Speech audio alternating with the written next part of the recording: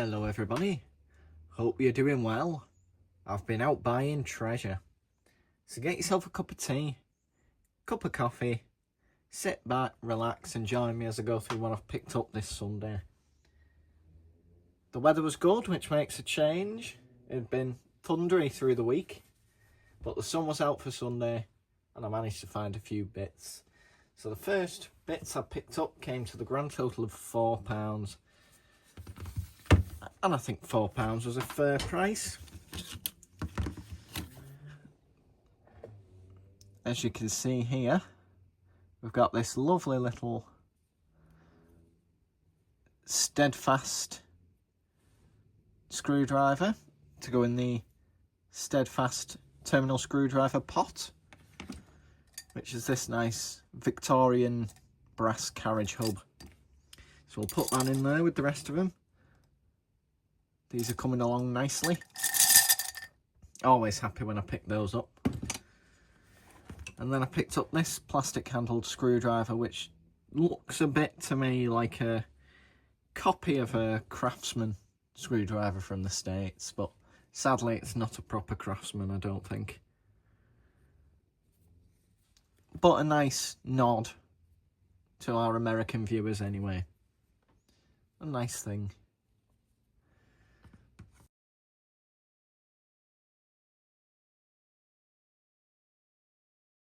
Then this lovely Stanley leather and steel hammer loop. Obviously for more of a framing hammer or something like that rather than this little tack hammer. But it's nice. It looks like it's been used but looked after. The leather's still in good shape. It's a nice little hammer loop, isn't it? I might just screw that to my bench to keep my favourite hammer handy. And the star of the first purchase for me anyway is this lovely White House Atlas England upholsterer's hammer. It's in lovely condition. You can see where it's originally had a red handle from the factory, but that's been wore away with use. And probably an original White House sticker's been there as well. But apart from that, it's in quite clean condition. White House Atlas England. And what I like about these upholstery tack hammers is this split here. And the magnetic for picking up tacks. I'll see if I've got any small tacks just to demonstrate that for you. I can't find any upholstery tacks, but I've got this vintage box of stiletto masonry nails that are quite small. So it should be able to pick these up, but it's the small black sort of square head upholstery tacks this was designed for. Let's get a piece of timber as well. So with this magnetic end you should be able to pick up the tack, as you can see, and then get it started. Like so. Now, if you was well practiced in this, you'd probably have a little jar or a dish at the side, and you could just work from the dish to the back of the chair. These are a bit of a thicker gauge, so they're struggling to start, but you get the idea. There we go. Pick the nail up, get it started, and then you spin it round in your hand to the plain end and hammer away.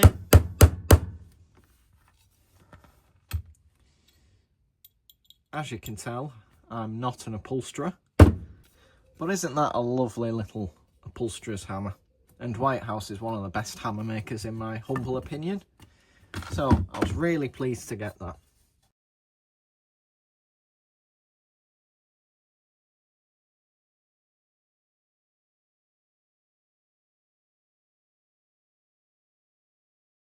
Give me this stuff over and we'll get on to the next lot. Oh, the graphics on that box, great.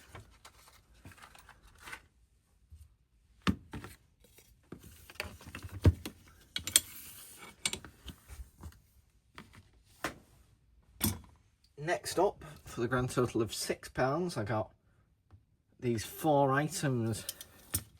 First up, this pair of brass wick snuffing scissors. These are just decorative ones, I think. Brass with little feet to stand them up. I just thought they were quite nice.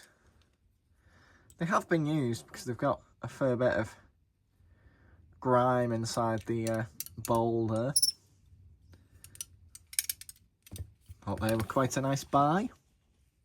No maker's mark or anything on them. Then I got this nice little pick that comes to a point on one side and a cross peen. And it does seem to have a maker's mark here. All I can read is Sheffield. But I'll give that a quick clean and we'll see what's hiding under there. Handle's in quite nice condition, so it's worth a quick clean. And there you have the hammer all cleaned up. I've just give the head a wire brush, nothing fancy, and the wood a bit of a feed with linseed. Always pay particular attention when you're linseeding to the end grain, because wood, as you well know, is like a series of straws, and that'll help to keep the head of your hammer tight, or your axe. This is tight enough anyway, but helps to preserve the wood. This, I don't know if you can make out, is a Burgeon and Ball Limited Sheffield, which are one of the big Sheffield makers. They go back definitely well over 100 years, I'm sure. And I think they're still in business today, making predominantly garden tools. They were quite big manufacturers of sheep shears, if memory serves me right. But apparently they also made chipping hammers as well. It's almost like a small geologist's pick or something. It's quite a nice thing. That'll look quite nice in the hammer collection. I was quite pleased to pick that one up, and hasn't it cleaned up lovely. As well as that, I got this larger pick, which is just 2 points. I suppose we've got time to give this a quick clean as well, if you like. This little, what was an ugly duckling of a pick, has come out quite nice as well. There's no maker's mark on it. I think it's quite old, but I think it's been a economy tool.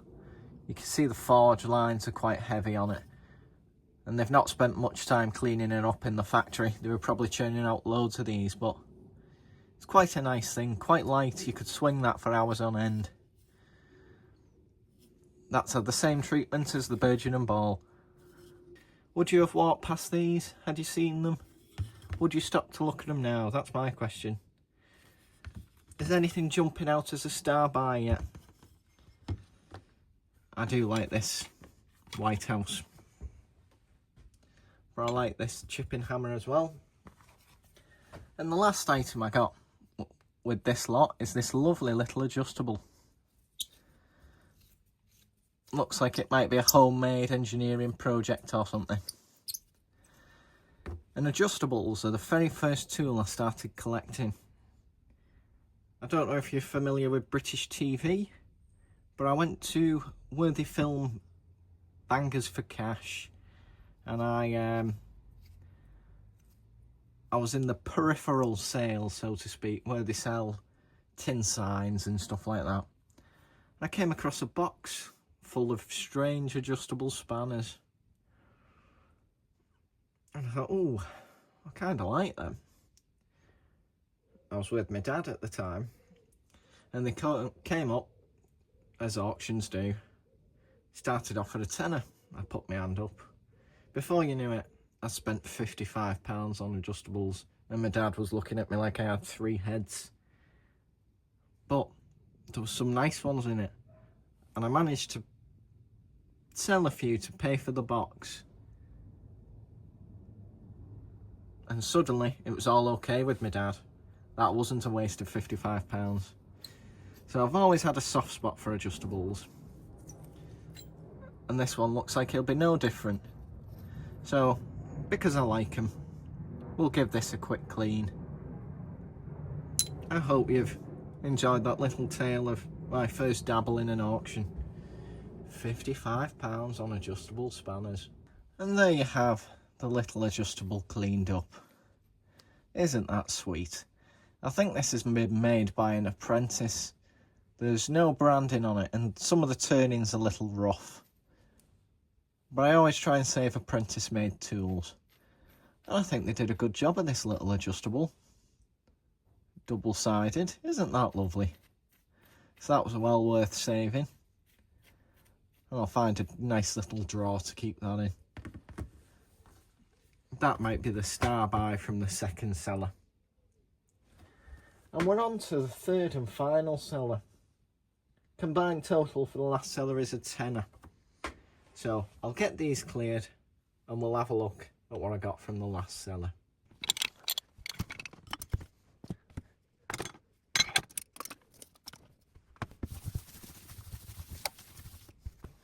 If you remember a couple of weeks ago, I got a beret.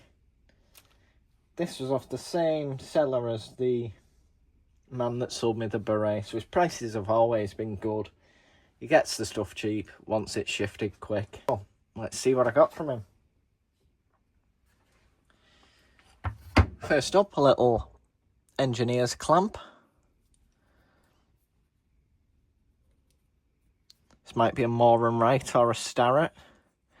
It's a bit crusty and it's missing the circlip from here, so it won't operate as it should, but that's a good project for a rainy Sunday afternoon, isn't it?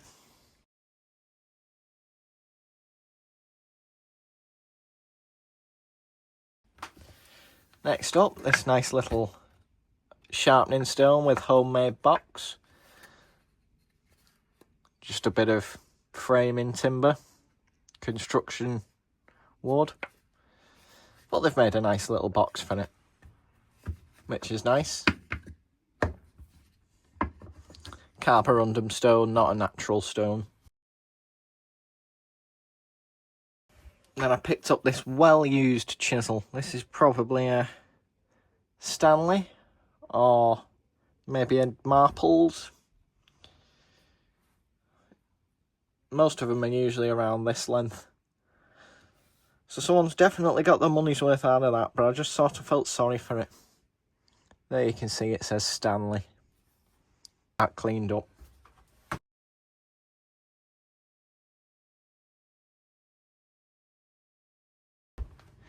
And there we have it, the little Stanley chisel, made in England, given a second chance at life.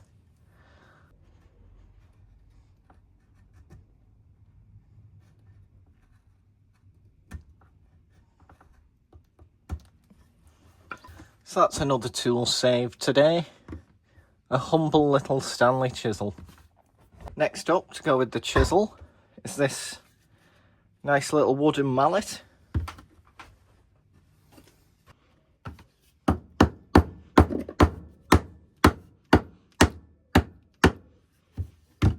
And it certainly does the job. And there's a nice sharpening stone there just to touch it up. I've never heard of Portland, but it seems like a nice enough wooden mallet. Next up, I got yet another axe that looks like it's been under the sea. I don't know why I keep buying these, I can't help myself. And it looks like it's part way fitted to this handle upside down. Shall we see if this is another one like the surface of the moon? And there we have another axe brought back from under the sea. That'll live to work another day, I think. And it's not too blunt. No maker on it, but everybody needs a spare axe, don't they? We're down to the final 3 items.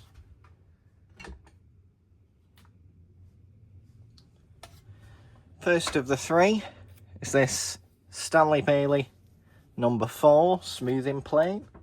These are by far the most common and most used planes. The paint's not in great condition, and the burr cast iron's quite rusted, but the handle seems in decent condition, no splits or chips, and the front knob's alright. It's a slightly more modern one because it's got the teardrop shaped screw recess there.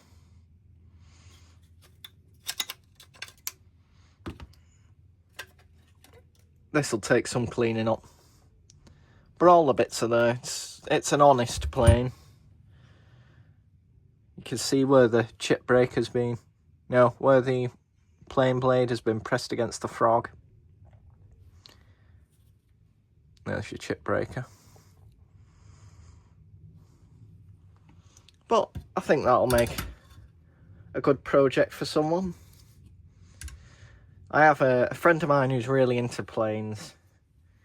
He deals in anything from your very common Stanley number 4s all the way up to infill planes, Norris's, really high-end stuff. So whenever I get a plane cheap, I tend to pass it over to him. But I'll probably clean that up a bit first.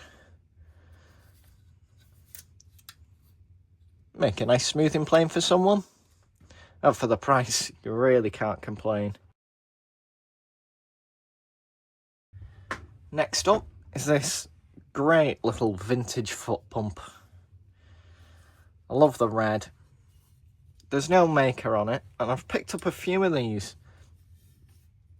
over the past month or two.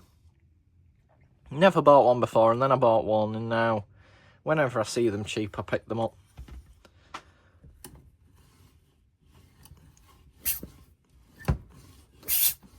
And it's holding pressure. It's not a bad little pump, that, is it?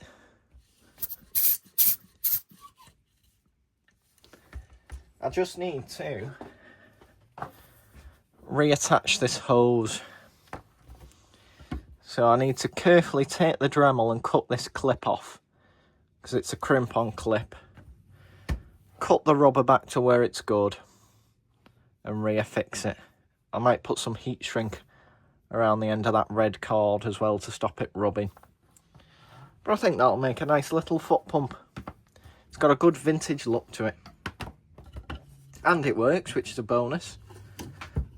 I like the simplicity of the catch. Just a bit of bent wire around the nut that holds the piston in.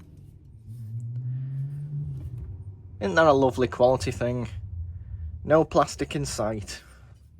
Quality. And this was probably a cheaper end one, to be honest. If anyone knows what model of foot pump that is, please let me know. And the final item is this lovely number 33 Radida clamp-on bench vise. These are great for hobbyists, people that don't have a dedicated workshop or shed, because you can clamp them on a table just with this, like a G-clamp, and you can get to work. All you need to do is get 2 pieces of pine and make some nice jaw liners for it, and that'll serve you perfectly well. Nice little woodworking vise. Nice quality, no damage. And for the price, you can't complain. I was lucky enough to get a table vise a bit like this, new old stock, many years ago. I'll go and get it to show you, and then I'll finish up. Now this cost a fair bit of money. It was 32 shillings and a sixpence, and this is a Woden number 194A woodworker's table vise in original box, featuring the improved chromium finish.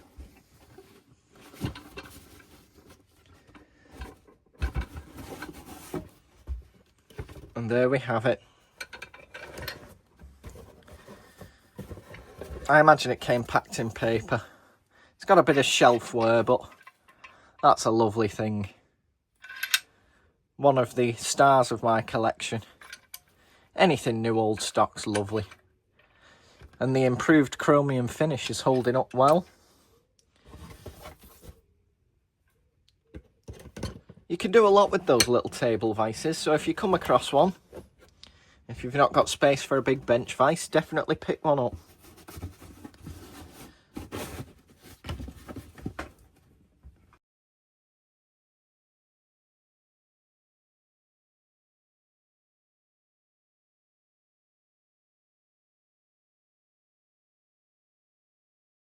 I think my star buy from this last lot is probably the foot pump.